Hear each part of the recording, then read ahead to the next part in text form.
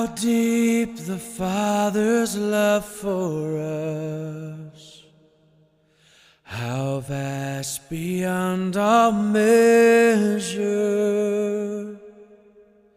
that He should give His only Son to make a wretch His treasure.